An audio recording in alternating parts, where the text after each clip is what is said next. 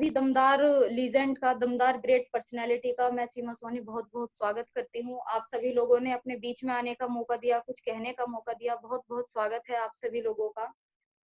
बात स्टार्टिंग से करेंगे कि सेफ सोप में शुरुआत कैसे हुई थी, सेफ सोप का प्लान कैसे मिला था और कैसे हमने सेफ सोप को ज्वाइन करा। क्योंकि सेफ सोप या नेटवर्क मार्केटिंग ऐसी इंडस्ट्री है फिलहाल अभी, जो अभी आजकल का टाइम चल रहा है, कि कोई भी व्यक्ति शायद बाई चॉइस ज्वाइन नहीं करता है। सभी को बाई चांस ही किसी न किसी के थ्रू प्लान देखने का मौका मिलता है और बाई चांस ही हम लोग इस इंडस्ट्री में आ रहे हैं। आने वाला समय शायद बदलेगा, लेकिन फिलहाल मैंने जिस तरीके से मुझे प्लान मिला था और उस टाइम पे क्या हालात थे, कैसे मैंने इसको ज्वाइन करा था, तो ये मैं ज़रूर आप लोगों के साथ शेयर करना चाहूँगी। दोस्तों, आप सभी को मेरा नमस्कार। नाम मेरा सीमा सोनी है और बेसिकली मैं मेरठ से ही बिलॉन्ग करती हूँ। जब मुझे सेफ सोप का प्लान मिला, या जब मुझे, मैं कहूँगी कि इन्विटेशन हुआ था, इन्विटेशन होता है बिल्कुल प्रॉपर तरीके से, और इन्विटेशन के लिए शिवानी मैम हैं। शिवानी मैम मेरी कोचिंग कोचिंग फ्रेंड थी, कोचिंग में हम लोग साथ में ही थे। और इन्विटेशन में जैसे मैम ने इन्विटेशन किया था, उन्होंने मुझे इनवाइट किया था, तो मैं कहूँगी कि थैंक यू मैम, बहुत-बहुत धन्यवाद मैम का, कि मैम ने बहुत ही सरल शब्दों में, बहुत ही एक आसान शब्दों में मुझे इस चीज़ के बारे में बताया था। उन्होंने कोई भूमिका नहीं बनाई कि बिज़नेस अपॉर्च्युनिटी है और ऐसे होगा और वैसे होगा, ये अचीवमेंट हो सकते हैं, कुछ नहीं कहा। उन्होंने इन्विटेशन के लिए सिंपल सी एक बात बोली कि क्या आप पार्ट टाइम में कुछ करना चाहती हो?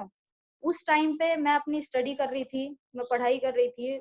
मैंने अपनी लाइफ में मतलब 10th 12th भी बीए भी किया है, आईटीआई भी किया है, एमए भी किया है, पीएचडी की लगभग उस टाइम पे मेरी तैयारी चल रही थी।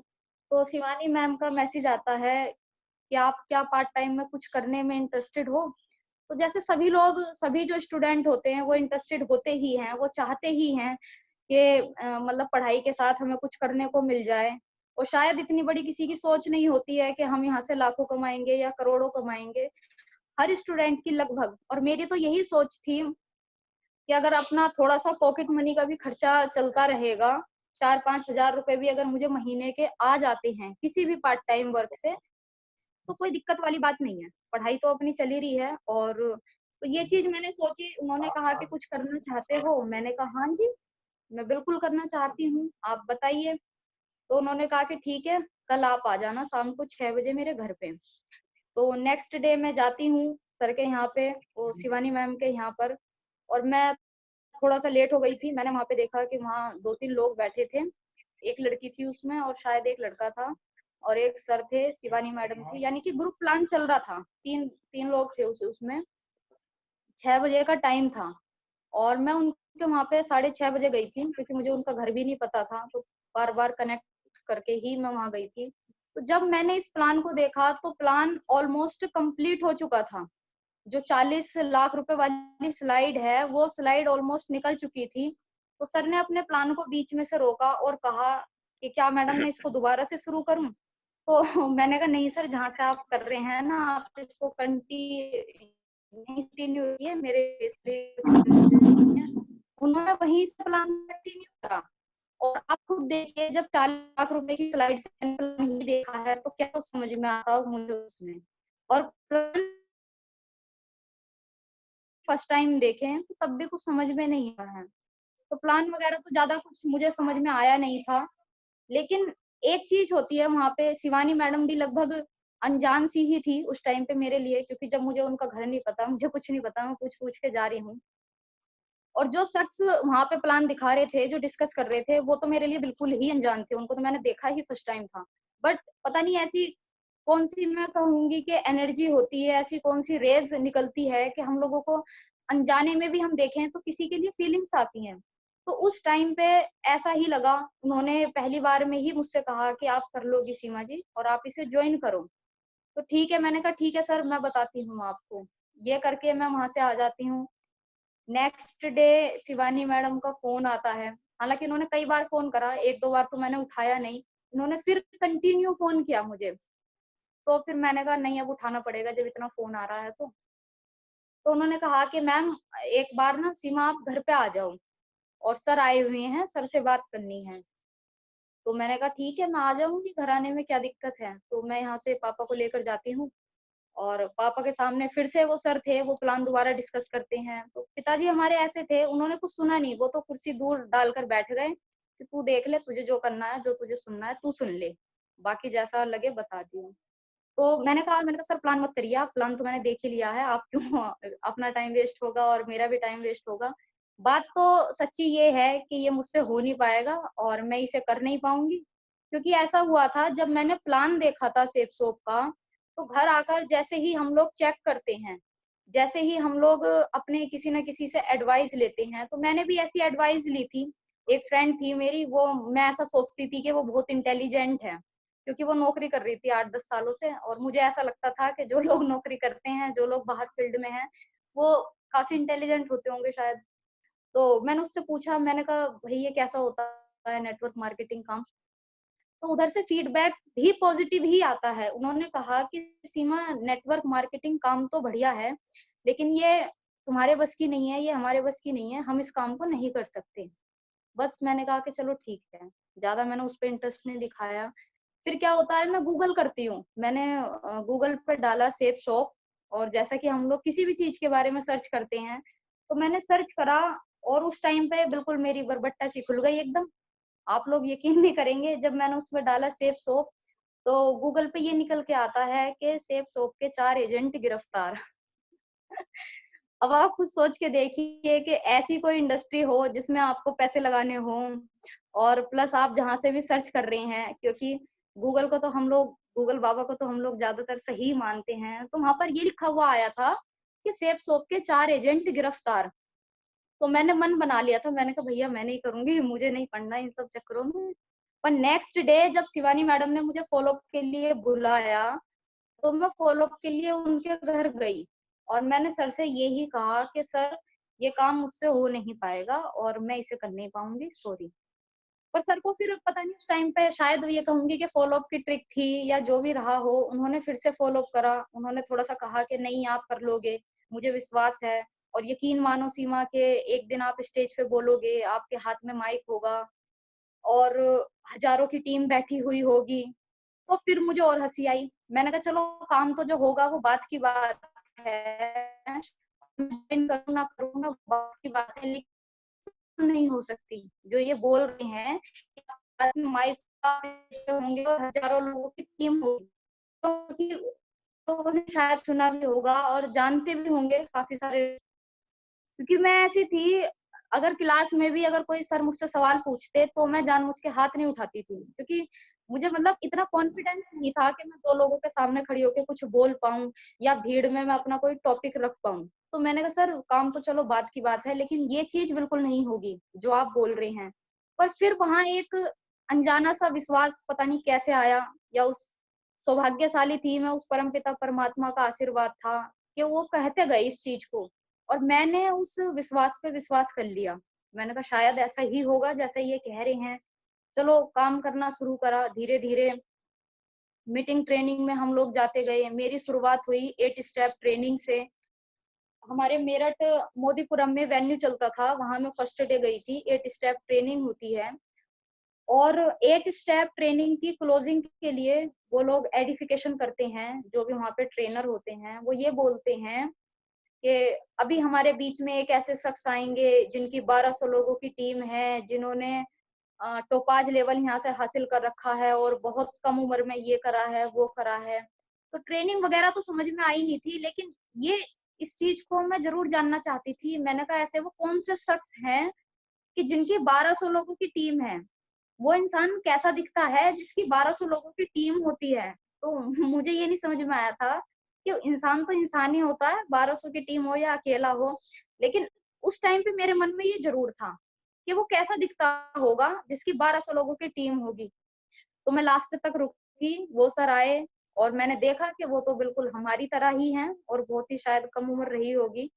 तो मैंने कहा इनकी तो 1200, ये तो किसी भगवान से कम है ही नहीं जब इनकी 1200 लोगों की टीम है। तो ऐसी मुझे फीलिंग आई। तो उन्होंने ट्रेनिंग की क्लोजिंग वगैरह करी, और लास्ट में उन्होंने फिर संडे का भी प्रमोशन करा कि परसों हमारे बीच में एक ऐसे शख्स आएंगे जिन्हें करोड़ बोलना नहीं आता है, लेकिन जिन्होंने करोड़ों रुपए कमाए हैं और आज सर का ये लेवल है, आज सर की 50,000 से ज्यादा की टीम है। तो जब उन्होंने फ्राइडे ट्रेनिंग में ऐसा कर दिया, मतलब इंट्रो, मतलब ऐसे ऐसी बात कर दी, तो क्या लोगों के मन में एक वो जग गई कि नहीं भाई संडे में आके देखना पड़ेगा जरूर, क्या होगा क्या नहीं होगा। तो मैं भी बिल्कुल एक्साइटेड थी, मैंने कहा संडे में आके देखना तो पड़ेगा कि कौन है जिन्होंने करोड़ों रुपए कमाए हैं।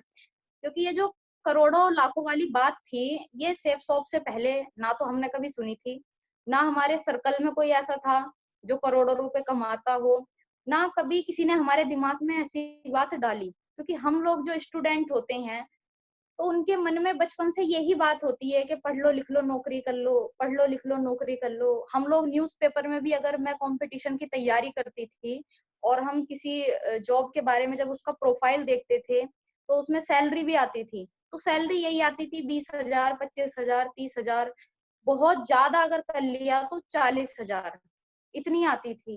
तो वहां पे दिमाग मेरा हैंग हुआ कि करोड़ों बोलना नहीं आता है, लेकिन उन्होंने करोड़ों रुपए कमाए हैं। फिर जिनके साथ मैंने ज्वाइन करा था, शिवानी मैम थी और सर भी थे, तो उन्होंने भी थोड़ा सा एडिफिकेशन करा कि बहुत ये हैं वो हैं, महान हैं, दिल हजारों लोगों की प्रेरणा के स्रोत हैं। तो मैंने कहा नहीं, मिलना तो पड़ेगा, देखना तो पड़ेगा वो कौन है। संडे का प्लान हालांकि मैंने अटेंड किया, और आप यकीन नहीं करेंगे, वो संडे की मीटिंग मेरी ऐसी चली कि सुबह 9 बजे से लेकर शाम को 5 बज चुके थे। और सुबह 9 बजे से शाम को 5 बजे शायद पता नहीं पानी पिया था या मैंने पानी नहीं पिया था। और शाम को 5 बजे तक आते-आते चेहरा मतलब ऐसा हो गया था कि सूख गया था। तो वहाँ सब देखने वालों को ये लग रहा था कि ये तो काम नहीं करने की है, इसका तो चेहरा ही बता रहा है और यहाँ तो हो नहीं पाएगा। तो मैंने कहा भैया काम करना ना करना बात की बात है, एक बात बताओ आप, आपने मुझसे ये कहा था कि 2 घंटे की मीटिंग है और सुबह 9 बजे का टाइम था और अभी 5 बज रहे हैं, अगर मैं थोड़ी देर और लेट होंगी तो मेरे घर से फ़ोन आना शुरू हो जाएगा। तो वो मेरी पहली संडे की मीटिंग थी, जो 2 घंटे के लिए कहा था और इतनी लंबी चली थी।